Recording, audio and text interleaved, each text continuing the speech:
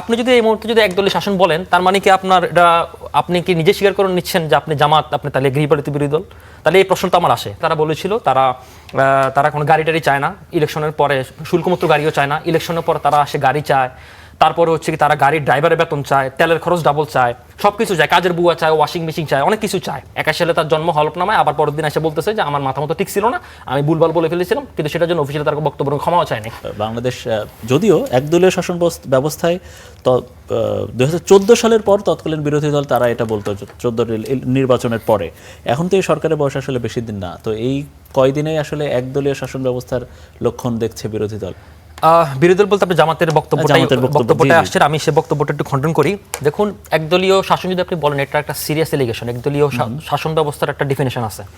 এখন একদলীয় শাসন ব্যবস্থা, আমরা বাকশাল তো অফিসিয়ালি একদলীয় শাসন, হাসিনা অফিসিয়ালি বলেন, আনঅফিসিয়ালি সেটাই করেছিল। তো আনঅফিসিয়ালি করেছিল, সাথে গৃহপালিত বিরোধী দল রেখেছিল জাতীয় পার্টি। এখন আপনি যদি এই মুহূর্তে যদি একদলীয় শাসন বলেন, তার মানে কি আপনার এটা আপনি কি নিজে স্বীকার করে নিচ্ছেন যে আপনি জামাত, আপনি তাহলে গৃহপালিত বিরোধী দল? তাহলে এই প্রশ্নটা আমার আসে। তাহলে আপনি তো তাহলে গৃহপালিত বিরোধী দল তো না, এখানে তো ভাইব্রেন্ট একটা সংসদ আমরা পেয়েছি, এবং অনেক ইস্যুতে আমি চাইলে অনেক এক্সাম্পল আপনাকে দেখাতে পারি। দেখুন, জামাতের এই ইস্যুগুলোকে আমি খুব বেশি সিরিয়াসলি নিতে চাই না, কারণ আমার কাছে এখনো মনে হচ্ছে যে ধরেন জামাত একটা বেকম স্পেস পেয়েছে, সেই স্পেস পাওয়ার কারণে তারা বিরোধী দল হয়েছে, সংসদও বিরোধী দল হয়েছে, কিন্তু তাদের আচরণে সেটা প্রতিফলিত হচ্ছে না, এক নম্বর কথা। সেকেন্ড কথা হচ্ছে, দেখুন, যে দলটি বলতো তারা সৎলোকে শাসন চাই, এই স্লোগান দিয়ে তারা ভোট চেয়েছিল, কিন্তু গত কিছুদিন আগে খুলনা 6 কয়রা উপজেলায় মাওলানা আবুল কালাম আজাদের আসনে, সেখানে ত্রাণের তহবিলে 201 জনে দেখা গেছে তার নেতাকর্মীদের নাম পাওয়া গেছে, 38 জনের নাম পাওয়া গেছে। তো এটা একদলীয় শাসনের মধ্যে, এটা মানে সত্যকে শাসনের সংজ্ঞায়নে পড়ে না। সেকেন্ড কথা হচ্ছে কি, তারা ইলেকশনের আগে তারা বলেছিল তারা কোনো গাড়ি টাড়ি চায় না, ইলেকশনের পরে শুল্কমুক্ত গাড়িও চায় না, ইলেকশনের পরে তারা আসে গাড়ি চায়, তারপরে হচ্ছে কি তারা গাড়ির ড্রাইভারের বেতন চায়, তেলের খরচ ডাবল চায়, সবকিছু চায়, কাজের বুয়া চায়, ওয়াশিং মেশিন চায়, অনেক কিছু চায়।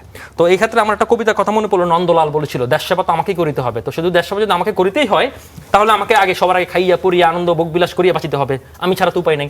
এখন জামাত যদি সেটাকে মিন করে, তাহলে ধরেন জামাতের পলিটিক্সটা কোন দিকে যায়, এটা নিয়ে আমার সিরিয়াস ডাউট আছে। 2 নম্বর কথা। সেকেন্ড কথা হচ্ছে আমি বলতে চাই, ধরেন জামাত, আপনি যদি এই বাজেটের কথা খেয়াল করেন, এই বাজেটের পরিপ্রেক্ষিতে এনসিপি একটা ছায়া বাজেট দিয়েছে, জামাত একটা ছায়া বাজেট দিয়েছে। তারা কিন্তু বলেছে যে বিএনপির বাজেটটি গণবিরোধী, গণমুখী নয়, মানুষের রাজনীতি করতেছে না, কিন্তু তাদের বিষয়টা দেখেন, তারা যে ছায়া বাজেটটি দিয়েছে, সেই ছায়া বাজেটটি পূর্ববর্তী যে ইউনূস সরকারের যে বাজেট, সেই বাজেট থেকে 50,000 কোটি টাকা বেশি, অথচ সেই বাজেটে তারা কোনো ভর্তুকির পরিমাণ রাখেনি।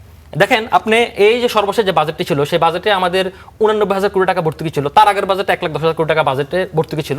আমাদের সাধারণ বাজেটের মধ্যে 12 থেকে 15% বাজেটে থাকে, সর্বশেষ বাজেটে 11% ছিল, কিন্তু তারা সেখানে করে ভর্তুকি রাখে না। এখন একটা রাষ্ট্র চালাতে হলে যে আপনার ভর্তুকি দিতে হয়, জনমুখী রাজনীতি করতে হলে যে ভর্তুকি দিতে হয়, ভর্তুকি না দিলে যে আপনার তেলের দাম বেড়ে যায়, আপনার যে ফার্টিলাইজারের দাম বেড়ে যায়, এটা তারা জানে না। অথচ তারা কিন্তু দেখেন ঠিক, তারা কিন্তু সেই বাজেটে 50,000 কোটি টাকা বাড়িয়েছে, আবার 90,000 কোটি টাকা মানুষের এই সরকারি চাকরির পে স্কেলের জন্য বেড়েছে, কিন্তু তার ভর্তুকি রাখে না। সুতরাং জনমুখী রাজনীতি করার জন্য আমার কাছে মনে হচ্ছে জামাত বিরোধী দল হলো, জামাত সেটার জন্য এখন অ্যাপ্রোপ্রিয়েট না।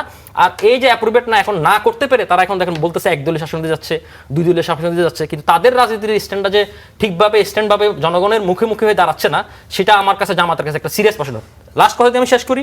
আপনি দেখেন জামাত কিন্তু দেখেন, এই যে জামাতের একজন সংসদ সদস্য বক্তব্য দিয়েছে সংসদে, যে 1971 সালে তার বিভিন্ন মুক্তিযুদ্ধের বয়ান গাইছে, গাওয়ার পর বলছে আমার বাবা স্বাধীন শহীদ হয়েছে, 81 সালে তার জন্ম হলফনামায়, আবার পরের দিন এসে বলতেছে যে আমার মাথা মতো ঠিক ছিল না, আমি ভুলভাল বলে ফেলেছিলাম, কিন্তু সেটার জন্য অফিসিয়ালি তার বক্তব্য ক্ষমাও চায়নি।